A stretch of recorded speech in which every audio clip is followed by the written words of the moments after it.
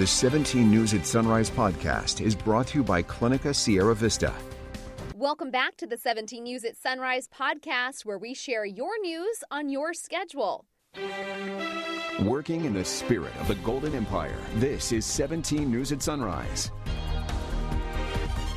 Good morning here at 5 a.m. Good to have you with us. I'm Maddie Jansen along with Alex Fisher. Yesterday, the hottest day we've seen so far this year, but we didn't reach triple digits. Yeah, that's the good news. We're looking at this as the glass is half full, you know. Let's take a look at your forecast now with Kevin Charette, because although we didn't break a record, it definitely felt hot out there. Yeah, it was hot, and the only area to hit a record yesterday was up near Merced. We were close. We were 2 degrees off from tying the record, but our high was 98 degrees. And today we are going to be a little bit cooler out there for everybody, so that's some good news. We've got a temperature of 68 right now under a calm wind. As we take a look at the hour by hour here, it's still quite warm at 9 a.m., 77, and throughout the day we'll be looking at some lower 90s. Up in the mountains, well, it should be Tehachapi, but we've got downtown just as beautiful. 50 right now with a calm wind, and you will see a little bit of a breeze pick up throughout the afternoon. No advisories in place, and you can see 70 degrees by 9 a.m., and then throughout the afternoon, we're going to be right near 80. I'll have more on your forecast coming up in just a few minutes. All right, Kev, thanks so much. Our top story this morning, the future of the historic Union Pacific train station. The fate of the Old Town Kern train depot now in the hands of the Bakersfield City Council.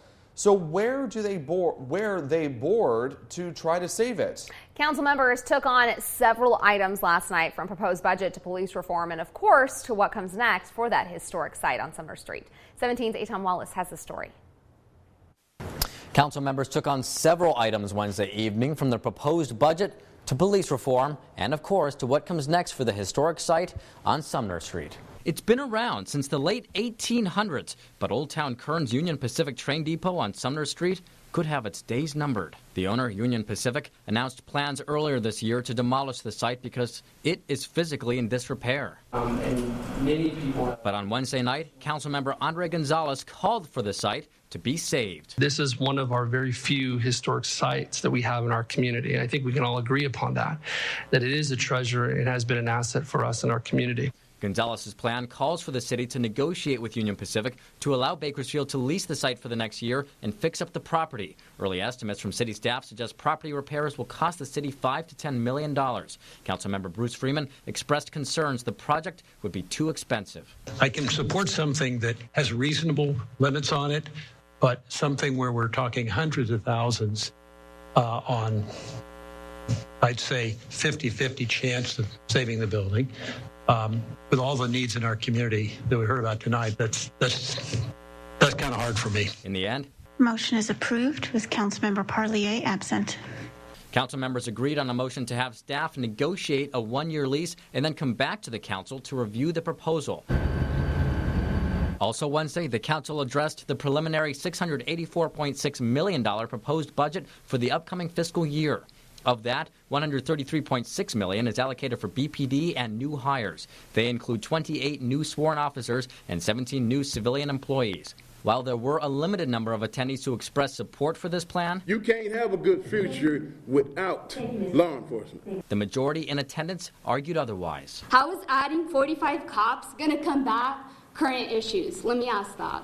Anybody have an answer? Consider the amount of money that's going to be wasted on a problem that no amount of money is going to fix. A large portion of the meeting centered on a presentation from the Bakersfield Police Department Community Collaborative, co-led by Michael Burrows of Cal State Bakersfield's Kegley Institute of Ethics and Traco Matthews of the Community Action Partnership of Kern. The collaborative called on the department to enact 20 reforms, including the creation of a formal citizens review board and recruitment of officers of more diverse backgrounds. We're hoping that they take those recommendations, that they implement them, and I would love to come back in 6 months or a year and talk about all of the wonderful changes that have happened. I really believe that this work could change the trajectory of the relationship between law enforcement and communities, especially communities of color, for generations to come. Now, on top of all of that, the council also voted to approve an additional 97 body cameras for the police department. In studio, Eitan Wallace, 17 News. Now to more local politics, with Wasco City Manager Daniel Ortiz Hernandez resigning after 3 years of service. Ortiz Hernandez informed Wasco's mayor and city council he'll be leaving City Hall. The city will begin looking for a replacement in the coming months, saying they are prepared for a seamless transition. The former Sinaloa Mexican restaurant building is being torn down. The restaurant served downtown Bakersfield for 62 years before closing in 2019. That same building near 21st and P Streets also served as the site of Bakersfield's first orphanage, which opened in 1909. The owner of the site, Sage Equities, is tearing down the building to make room for a 3-story, 4-unit residential community. The company said it expects construction to begin later this year and finish in 2022. Sage Equities said they were not able to relocate the building because it lacked the structural integrity. But the group donated a few items that remained in the building to the Kern County Museum, including a metal portico structure leading to the east side entrance and children's handprints in concrete outside of the south entrance. An original neon Sinaloa sign is now being restored so it can be safely displayed at the museum.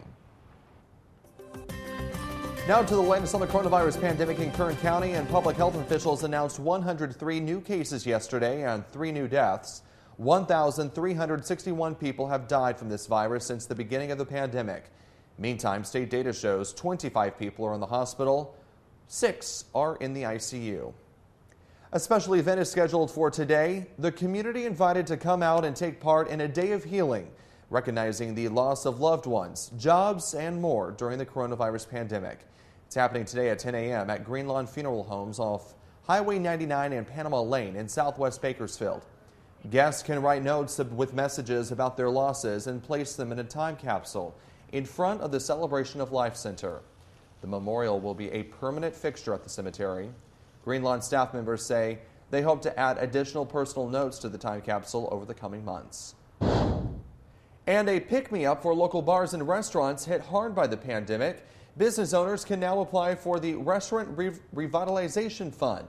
The federal government is offering relief grants up to $10 million as part of the American Rescue Plan.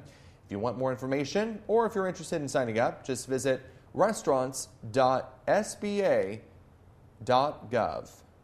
Bakersfield College nursing students and the Student Health and Wellness Center are teaming up to offer 2 COVID vaccine clinics this week. The first will be held tomorrow at David Nelson Pocket Park. They're offering the Johnson & Johnson vaccine from 1 to 3 p.m. Then on Saturday, they're hosting a drive-through clinic on the BC campus. They're giving out first and second doses of the Moderna vaccine from 10 a.m. to noon. To sign up for those clinics or other local sites offering free vaccines, just head to the state's website, myturn.ca.gov, or you can call 833-422-4255. 5:08 now, looking ahead to this month. The California Living Museum's getting ready to celebrate a big milestone, and they're hoping you'll join them. Calm is planning a birthday bash for its 38th anniversary coming up Saturday, May 22nd. Calm says they'll be offering giveaways and a birthday basket raffle for attendees. But the big event is the Bakersfield Police Department's K-9 team demonstration, always a crowd favorite. Admission is $10 for adults, $7 for seniors ages 60 and up, and $6 for kids ages 3 to 12. Calm members and military veterans with ID get in free. Clinica Sierra Vista is now offering rapid COVID-19 testing and COVID-19 vaccinations. Call 833-278-4584 to make your appointment. But don't delay. Clinica Sierra Vista, putting patients first. Welcome back to Time Now. It's 5:18. We have some breaking news coming into our newsroom this morning of a 3-alarm fire in central Bakersfield. We want to show you some video from just a few moments ago. The fire broke out just after 4:30 this morning on Brundage Lane and H Street. And Ileana Capian, she's our 17 News reporter who's on scene this morning, and she tells us that traffic is blocked at this time around that area. As you can see, a lot of fire crews around trying to douse the flames. And currently we see a ladder truck right there putting water on the flames. There's no word yet on how that fire started. 17's Eliana Capayan tells us that it looks like it is not a home that's burning, but some sort of commercial structure. So we're trying to get more details.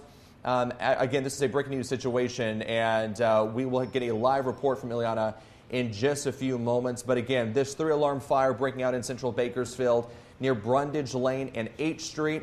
We'll have more information coming up on this newscast. All right, your time's 5:18. National news now. In Washington, House Republicans are battling over the future of their leadership. But the most powerful Republican in the Senate says his party is 100% focused on stopping the president and his spending plans. NBC's Chris Pallone has the story from Capitol Hill.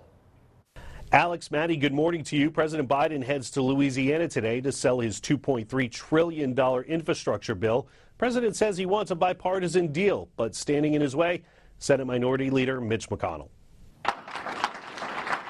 A line in the sand from the Senate's top Republican. 100% of my focus is on stopping this new administration. Minority Leader Mitch McConnell objecting to massive spending proposals from the Biden White House. We're confronted with severe challenges from a new administration and a narrow majority of Democrats in the House and a 50-50 Senate. President Joe Biden is shrugging off the challenge. He said that in our last administration, Barack, he was going to stop everything.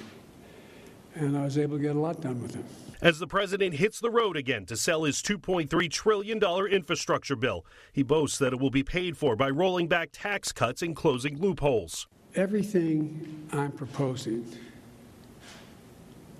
that be done to generate economic growth, employment, and put us in a position where we can outcompete any other country in the world with research and development and moving ahead, I pay for. Republicans have countered with a plan just 1/4 the size. $568 billion is a lot of money. As the GOP claims unity in trying to derail the Democrats' agenda, they're dealing with a leadership battle of their own in the House. The second-ranking Republican now calling for Congresswoman Liz Cheney to be removed from her leadership role for criticizing former President Trump after the January 6th Capitol attack and for calling out Trump's false claims of fraud in the 2020 election. Cheney says the former president should not be part of the GOP's future. And in a Washington Post editorial published last night, she said the Republican Party is at a turning point. A vote to remove her from leadership could take place next week. In Washington, Chris Pallone, 17 News. Working in the spirit of the Golden Empire, this is 17 News at Sunrise.